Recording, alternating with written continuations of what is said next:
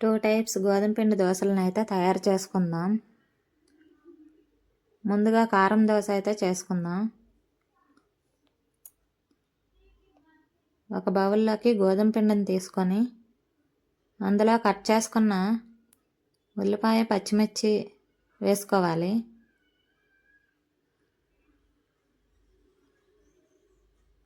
కొంచెం జీలకర్ర కూడా వేయాలి. రుచికి సరిపడా ఉప్పు వేసి వాటర్ను యాడ్ చేసుకొని బాగా కలపాలి.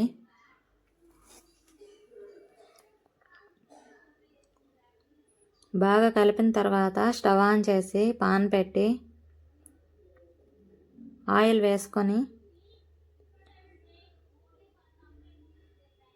దోశలాగా అయితే వేసుకోవాలి. దోశ వేసిన తర్వాత పైన కొంచెం జీలకర్ర వేయాలి, స్పైసీగా ఉంటుంది. ఇంకా సైడ్ కొంచెం ఆయిల్ కూడా వేసుకొని ఒకవైపు బాగా కాలిన తర్వాత రెండో వైపు కూడా బాగా కాల్చాలి. ఒక ప్లేట్లోకి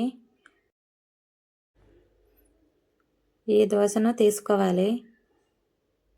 చాలా స్పైసీగా ఉంటుంది. బ్రేక్ఫాస్ట్లో చట్నీ లేకపోయినా ఈ దోశను తినవచ్చు. సెకండ్ టైప్ దోశ బెల్లం దోశ.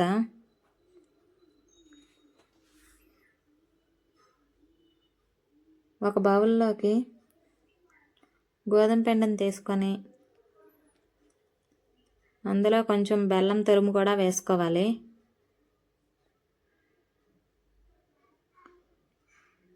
ఇలా బెల్లం తురుము వేసాక వాటర్ను యాడ్ చేసుకొని బాగా కలుపుతూ ఉండాలి.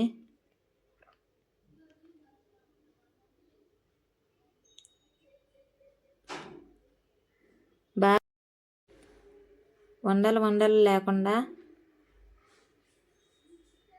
పలుచగా కాకుండా చిక్కగా ఉండకుండా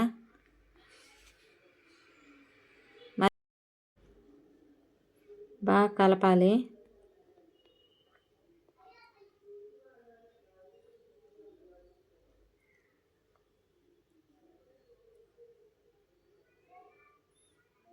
ఇలా కలిపిన తర్వాత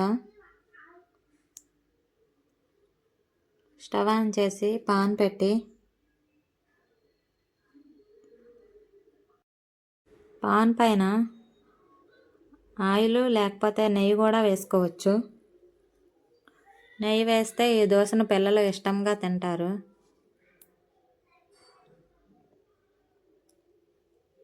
పాన్ పైన నెయ్యి వేసి దోశలాగా అయితే వేయాలి.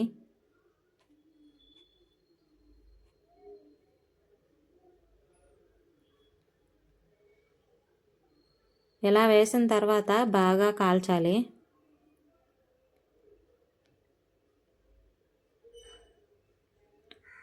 చుట్టూ ఆయిల్ వేసుకొని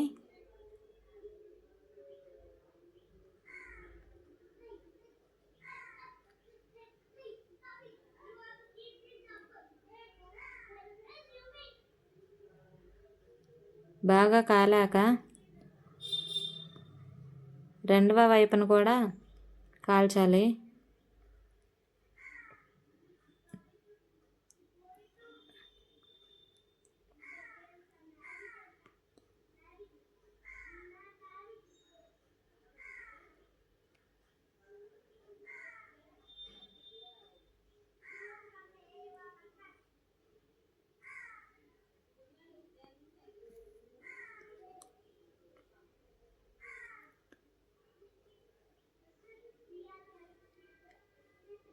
ఇలా అయితే దోశ చేసుకోవచ్చు. ఈ 2 టైప్స్ దోశలు చిన్నవారికైనా తినచ్చు, పెద్దవారైనా తినచ్చు.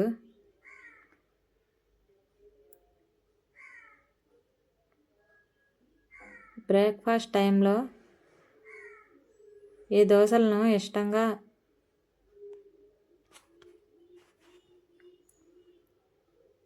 తినచ్చు. ఈ దోశ రెండు వైపులా బాగా కాలిన తర్వాత